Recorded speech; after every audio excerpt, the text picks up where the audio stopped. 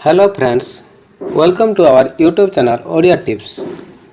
मु भीष्म आज आपन को ए भिडियोटी माध्यम रे किछि एभଳି टिप्स कहबाक जाउछि जहा द्वारा कि आपन अति सहज रे सरकारी चाकरीटी पाई परिबे एवं जीवन समस्त समस्या को दूर करि परिबे।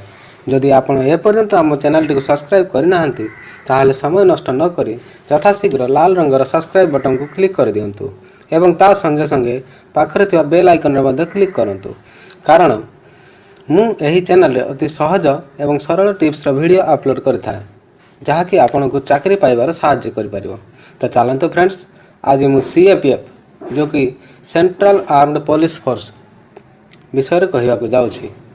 एही चाकरी पाई भर्ती एसएससी थ्रो रे 6टी पर्याय रे होइथाय।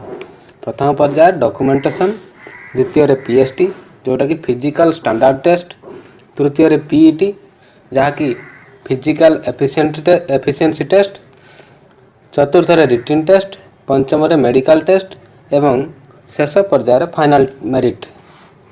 तो प्रथम रे आसुची डॉक्यूमेंटेशन।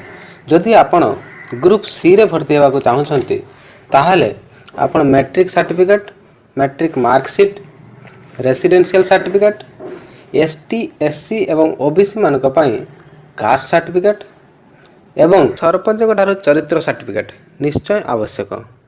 द्वितीय रे आसुची पीएसटी।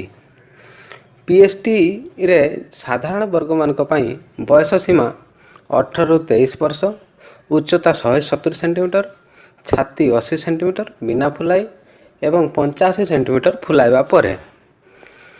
सही परी एससी एवं एसटी मानक पई बयस 18 रु 28 वर्ष, उच्चता 162.5 सेंटीमीटर, छाती 77 सेंटीमीटर बिना फुलाई एवं 82 सेंटीमीटर फुलाइबा परे। एवं ओबीसी मानक पई बयस 18 रु 26 वर्ष, उच्चता 170 सेंटीमीटर, छाती 80 सेंटीमीटर बिना फुलाई एवं 85 सेंटीमीटर फुलाइबा परे। तो फ्रेंड्स, जदि आपको आम भिडियोटी भल लगिला ताहले लाइक एवं शेयर करंतु एवं चैनल टी को सब्सक्राइब करी बेल आइकन रे क्लिक करंतु, कारण मु परवर्ती भिडियो रे कहिबी फिजिकल टेस्ट एवं रिटन टेस्ट पास करिवार सहज उपाय, जहार लिंक आपन को ए भिडियोटी रे तळे दिया जायछि। धन्यवाद।